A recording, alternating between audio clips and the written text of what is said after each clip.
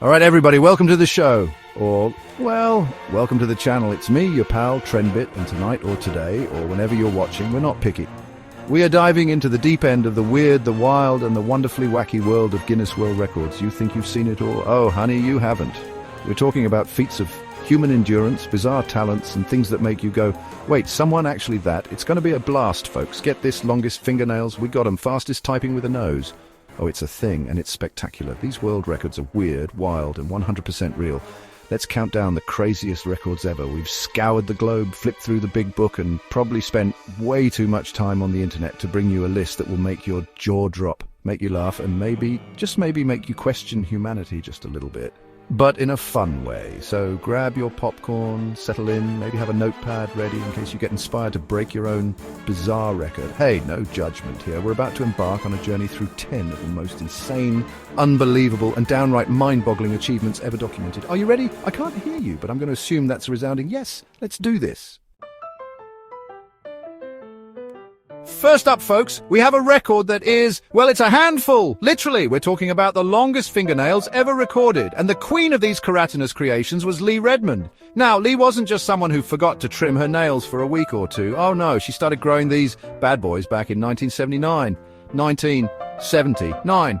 That's before I even knew what a monologue was. She committed, people. She really committed to the nail game, and the world took notice. Can you imagine the patience, the sheer unwavering dedication to not biting, not breaking, not accidentally slamming them in a car door for decades? It's mind-blowing just thinking about the logistics of it all. These weren't just long nails, you guys. These were epic poems written in nail form.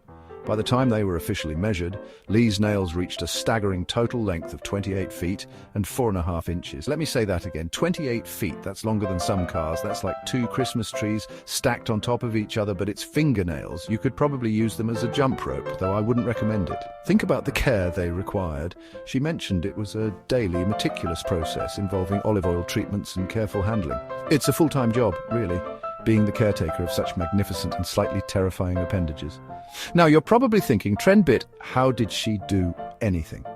And that's a valid question. How do you button a shirt? How do you type an email? Forget typing with your nose. How about just typing at all? How do you even hold a fork? Lee adapted. She learned to maneuver, to live with these incredible extensions of herself. It's a testament to human adaptability, really, but also, wow, the visual alone is something that sticks with you. Imagine seeing her walking down the street, these incredible curling sculptures flowing from her fingertips. It's art. It's dedication. It's definitely a conversation starter at parties. She said she initially planned to cut them off at one point, but then she just didn't.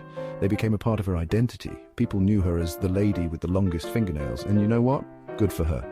In a world where everyone's trying to fit in, Lee Redmond stood out spectacularly. It's a reminder that records can be about more than just athletic prowess. They can be about perseverance in the most unusual of ways. She held this record with pride, and it was a part of her story for so many years, a story that was, quite literally, at her fingertips. Tragically, Lee lost her famous nails in a car accident in 2009. She said it was devastating, like losing a part of herself, which is completely understandable. But even though the nails are gone, the record and the story of her incredible dedication lives on. It's a reminder that sometimes the most unbelievable things are absolutely true. And Lee Redmond's legendary talons are proof of that. What a way to kick off our list. All right, from long nails to nimble noses. You heard me right, folks. Our next record holder is a true pioneer in the field of unconventional typing. His name is Vinod Kumar Chowdhury, and he holds the record for the fastest time to type the alphabet with his nose. Yes, with his nose. I can barely type the alphabet correctly with all 10 of my fingers in spell check. And this guy is out here breaking records using only the power of his schnoz. It's incredible. The official time, a blistering 3.43 seconds. 3.43. That's faster than it took me to say 3.43 seconds.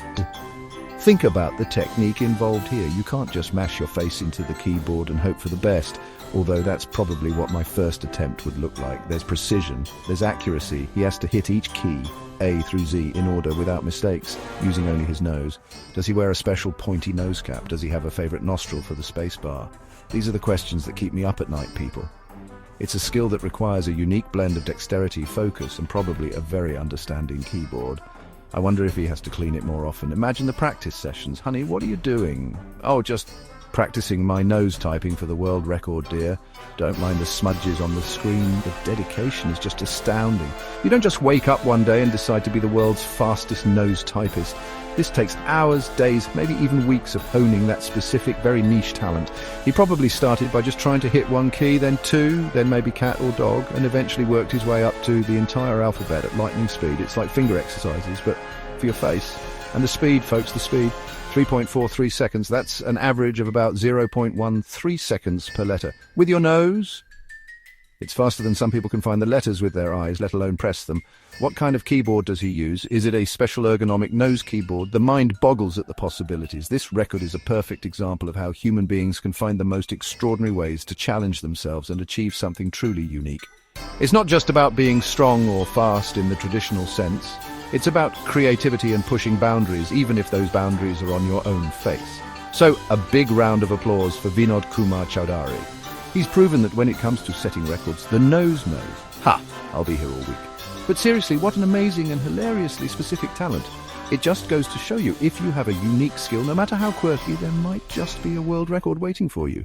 Maybe I should start practicing typing with my elbow, or my chin. The possibilities are endless. Get ready for this one, folks, because it's going to leave a mark. Our next world record holder is Hollis Cantrell. And he didn't just get a tattoo, he got tattoos, plural, lots and lots of plurals. Hollis set the record for the most tattoos inked on his body in a 24-hour period. And the number? A staggering 801 tattoos. 801 in one day.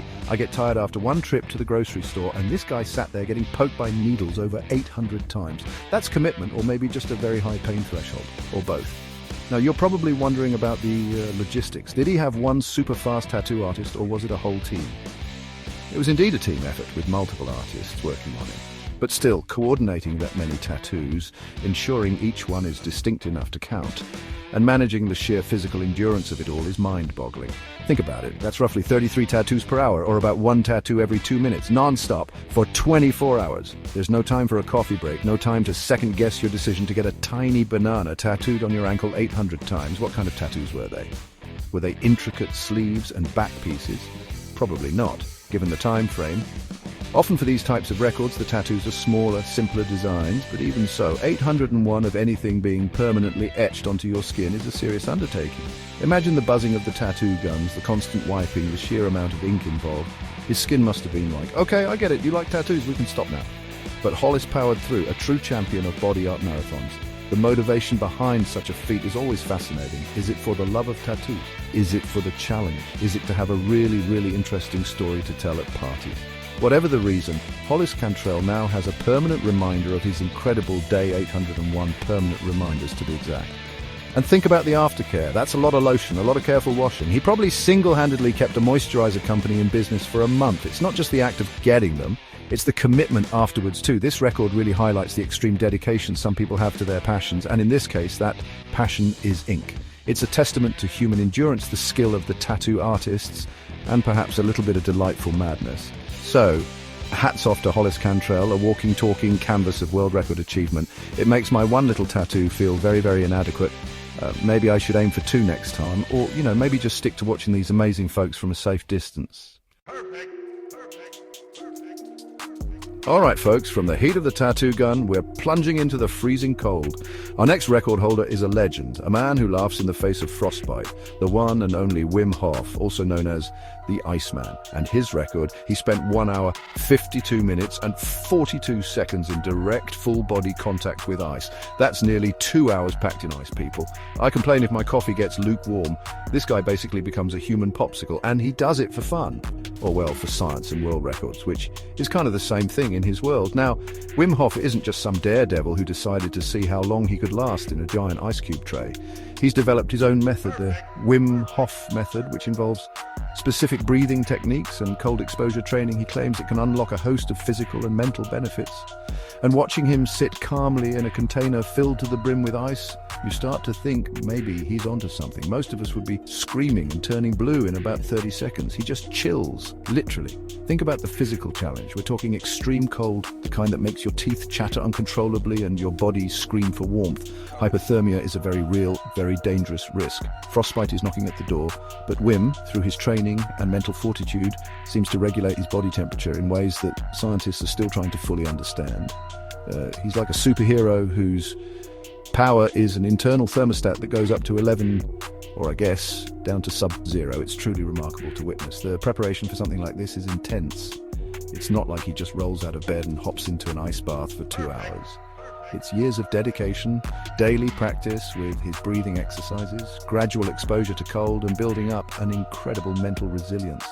He's climbed Mount Everest in shorts, run marathons in the desert without water. This ice bath thing is just another Tuesday for him, apparently. He's pushing the known limits of human physiology, and it's absolutely captivating. Wim Hof's feats, including this icy endurance record, have inspired millions. He's not just breaking records, he's challenging our understanding of what the human body is capable of. He believes everyone has this inner power, this ability to connect with their body and withstand extreme conditions. So while I don't think I'll be swapping my hot tub for an ice tub anytime soon, I have immense respect for the Iceman. He's cool in every sense of the word. Brilliant. Okay, from extreme cold to extreme fast food consumption. Our next record holder is a man whose dedication to a particular menu item is nothing short of legendary. Meet Donald Gorski, a name synonymous with McDonald's Big Macs. Why? Because he holds the world record for the most Big Macs consumed in a lifetime. And the number, folks, is truly astounding. As of his last count, he's eaten over 30,000 Big Macs. 30,000! He started this journey back in 1972, and get this, he eats them pretty much every single day. Think about that for a second. Over 30,000 Big Macs. That's 2 all-beef patties, special sauce, lettuce, cheese, pickles, onions on a sesame seed bun, times 30,000. He's kept meticulous records, saving receipts and containers, documenting his journey one burger at a time. This isn't just a casual enjoyment, this is a lifelong commitment to the Golden Arches. He says he's missed only a handful of days in nearly 50 years. That's more consistent than I am with, well, anything, really. Now, the big question on everyone's mind, what about his health? You'd think a diet so heavily featuring Big Macs might have some, shall we say, consequences, but Donald claims he's in good health. He reportedly keeps his cholesterol and blood pressure in check, and he's not overweight. He says he usually skips fries and walks regularly, so maybe the secret is Big Macs and a brisk walk. I'm not a doctor, folks, don't take medical advice from a YouTube video about weird records. But his story is certainly an interesting case study. His passion for the Big Mac is undeniable. He genuinely loves them. He talks about the taste, the consistency, how it's been a comforting presence in his life. For him, it's not just a sandwich, it's a ritual, a part of his identity. He even proposed to his wife at McDonald's. Now that's brand loyalty. Imagine the sheer volume of special sauce he's consumed over the years. He could probably fill a swimming pool with it. A very delicious, very tangy swimming pool. Donald Gorski's record is a testament to consistency and, well, a very specific culinary preference. It's a quirky, fascinating story of one man and his beloved burger. Whether you're a fan of fast food or not, you have to admire the dedication. 30,000 Big Macs and counting. It makes you wonder, what's your favorite food, and could you eat it every day for 50 years? Probably not. Which makes Donald's achievement all the more unbelievable. Pass the pickles.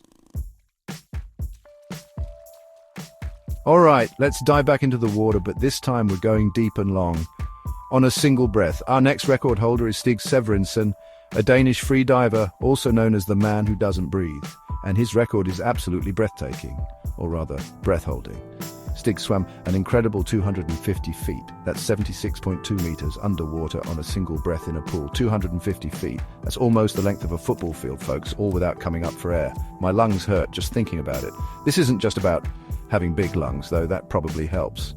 Stig is a master of pranayama yoga breathing techniques and meditation. He prepares his body and mind to an extraordinary degree. Before a dive like this, he'll often hyperventilate with pure oxygen to saturate his blood, but even then, the ability to hold your breath and exert yourself physically for that distance is superhuman. He has to fight the body's natural urge to gasp for air, to stay calm and focused under immense pressure. It's as much a mental game as it is a physical one. Imagine the experience. You take that last deep breath, your body loaded with as much oxygen as it can hold, and then you push off, gliding through the silent blue world. Every stroke, every kick has to be efficient, conserving precious oxygen. The pressure builds in your chest, the carbon dioxide levels rise, screaming at you to breathe. But you keep going, pushing past the discomfort, trusting your training, your body, your mind. It's a journey into the very limits of human endurance, into a state few of us will ever experience. The risks are very real. Blacking out underwater, known as hypoxic blackout or shallow water blackout, is a serious danger for freedivers.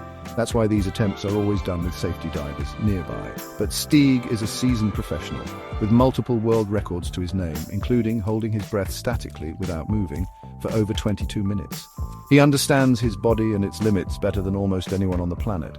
He's like a human submarine, but way more impressive. Stig Severinsson's achievements in freediving are a profound demonstration of human potential. He shows us that with discipline, training, and an incredible connection between mind and body, we can do things that seem impossible. It's about exploring our own inner depths, both literally and figuratively. So a deep bow of respect to Stig. He truly takes our breath away. Now, if you'll excuse me, I think I need to take a few deep breaths myself after just talking about that. All right, from the depths of the ocean to the depths of a laundry pile, our next record is one that will make you sweat just thinking about it. Meet Ted Hastings. No, not from Line of Duty, a different Ted Hastings. This Ted set the world record for the most t-shirts worn at once. And the number, a whopping 260 t-shirts. 260. I have trouble deciding which one t-shirt to wear in the morning, and this guy just puts them all on. It's like a human onion, but instead of layers of skin, it's layers of cotton and polyester. Think about the process. You start with shirt number 1, easy peasy. Shirt number 2, still manageable. By shirt number 50, you're probably starting to feel a bit snug.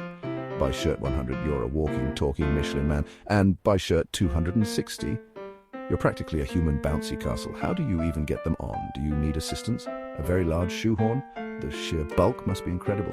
I imagine his arms were stuck out to the sides like a scarecrow, and the physical discomfort. Oh, the discomfort. First there's the weight. 260 t-shirts, even if they're lightweight, are going to add up. Then there's the heat. Trapped under all those layers, you'd be cooking like a Thanksgiving turkey. And the restricted movement. Forget scratching your nose or tying your shoes. You're basically immobile. A monument to t-shirt dedication. I wonder if he needed help standing up by the end. It's a feat of endurance that's as much about tolerating extreme discomfort as it is about anything else. Why, you ask? Why would someone put themselves through the sartorial challenge of wearing 260 t-shirts? Well, why does anyone climb a mountain or swim the English Channel? For the challenge, for the glory. To be able to say, I, Ted Hastings, wore more t-shirts simultaneously than anyone else on this planet. And you know what? That's a pretty unique claim to fame. It's quirky, it's fun, and it definitely gets people talking. It's the kind of record that makes you chuckle, but also marvel at the sheer absurdity and determination. So let's give it up for Ted Hastings, the undisputed king of t-shirt layering. He took wearing your heart on your sleeve to a whole new multi-layered level. It's a reminder that world records come in all shapes and sizes, or in this case, many, many sizes of t-shirts, all worn at once. I'm getting warm just thinking about it. I think I need to go stand in front of a fan, or maybe just wear one t-shirt like a normal person. Get ready to feel a phantom ache in your leg, folks, because this next record is all about incredible balance and mind-numbing endurance. We're talking about Suresh Joachim from Sri Lanka, who holds the record for the longest time balancing on one foot.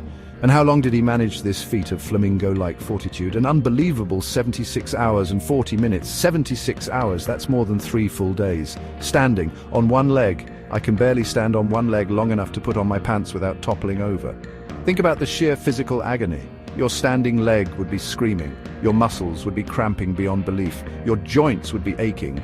And then there's the foot itself, bearing all that weight for day after day. How do you even combat the pins and needles? And what about the other leg, just hanging out, probably feeling incredibly jealous of all the attention its counterpart is getting? It's a true test of pain tolerance and physical conditioning. But it's not just a physical challenge, it's a monumental mental one too. Imagine the boredom, the monotony. Staring at the same spot, trying to maintain focus for over 76 hours. Sleep deprivation becomes a huge factor. How do you stay awake? How do you keep your mind from wandering and losing that crucial balance? He must have the concentration of a Zen master and the willpower of a superhero. It's an exercise in extreme mindfulness, whether he intended it to be or not. And the logistics. You can't just take a break. No bathroom breaks while balancing on one foot, folks. No leaning against anything. You are out there, one leg against the clock. He must have had a support team for food and water, carefully administered. But ultimately, it's one person, one leg, and an incredible amount of time. Suresh Joachim is actually a bit of a serial record breaker, holding multiple Guinness World Records for various endurance feats. This guy just loves to push his limits. This record is a stunning example of human willpower and the ability to endure almost unimaginable discomfort for the sake of achieving a goal. 76 hours and 40 minutes on 1 foot. It's a number that's hard to even comprehend. So let's all take a moment, maybe try standing on 1 foot for just 30 seconds and appreciate the Herculean effort of Suresh Joachim. My hamstrings are already protesting. What an incredible, if slightly agonizing, achievement. All right, folks, we've had long nails, nose typing, and now spoons on a face. Yes, you heard that right. Our next record holder is Dalibor Jablanovic from Serbia, and he has a very particular, very shiny talent. He holds the world record for the most spoons balanced on the face simultaneously. And how many spoons can one man affix to his visage using only the power of, well, skin adhesion and balance? An impressive 31 spoons, 31 metallic implements clinging to his face like barnacles on a very patient ship. Now you might be thinking, how on earth do you get 31 spoons to stick to your face? Is it glue, magnets, some kind of secret spoon-attracting superpower? Nope! Apparently it's all about skin texture, a bit of natural skin oil, and an incredible amount of patience and precision.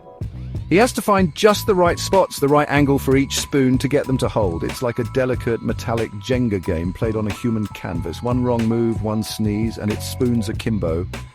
Imagine the practice sessions. Honey, have you seen the soup spoons? Just a minute, dear. I'm trying to get this last one to stick to my forehead. It's a skill that requires intense concentration and stillness. You can't be twitching or making sudden movements. You have to become one with the spoons, feel their weight, their balance. Dalibor must have the steady hands of a surgeon and the facial control of a mime. I wonder if he can do it with forks too, or sporks. The possibilities are endless for the facially talented. The visual is just fantastic. A human face transformed into a shimmering metallic sculpture. It's bizarre, it's captivating, and it's undeniably impressive. 31 spoons, that's more spoons than I own, probably. Where does he put them all? Cheeks, forehead, nose, chin, every available bit of facial real estate becomes a potential spoon landing zone. It's performance art meets world record, and I'm here for it. It's the kind of talent that would make you a star at any dinner party, though you might not get to eat much. Dalibor Jablanovic and his 31 balanced spoons remind us that world records can be found in the most unexpected of talents. It's about finding your unique skill, no matter how quirky, and mastering it. It takes patience, practice, and probably a very good facial cleanser afterwards. So a big, shiny round of applause for Dalibor, the undisputed king of facial spoon balancing. May your face always be adhesive and your spoons ever so balanced. And for our grand finale, folks, we're entering the mind-bending world of speed cubing. But we're not just talking about solving a Rubik's Cube. We're talking about solving it with one hand and doing it faster than most of us can even figure out which side is which. Our champion in this category is the legendary Felix Zemdegs from Australia, who has held this record multiple times. One of his astonishing one-handed solves clocked in at an unbelievable 6.88 seconds. 6.88 with one hand. Now, solving a Rubik's Cube is already a feat of pattern recognition, algorithmic knowledge, and serious finger dexterity. Doing it one-handed, that's a whole other level of difficulty. You have to manipulate the cube, turn the faces, and execute complex sequences of moves using only 5 fingers, or fewer, depending on your technique. It's like trying to pat your head and rub your stomach while also performing brain surgery on a tiny, colourful box. The coordination required is simply off the charts. Felix Zemdegs is a giant in the speed cubing community. He's been dominating competitions for years, holding numerous world records in various Rubik's Cube categories. The amount of practice that goes into achieving these speeds is astronomical. We're talking thousands upon thousands of solves, memorizing countless algorithms, sequences of moves, and developing lightning-fast muscle memory. His fingers don't just move, they dance across the cube with a speed and precision that's almost hypnotic to watch. Think about the pressure of a competition setting. The clock is ticking, hundreds of eyes are on you, and you have to perform these incredibly complex maneuvers flawlessly with one hand tied behind your back. Metaphorically speaking, one tiny slip, one moment of hesitation, and the record is gone. But Felix and other top speed cubers thrive under this pressure. They have a mental game that's as strong as their finger speed. It's a beautiful blend of intellect, physical skill, and competitive spirit.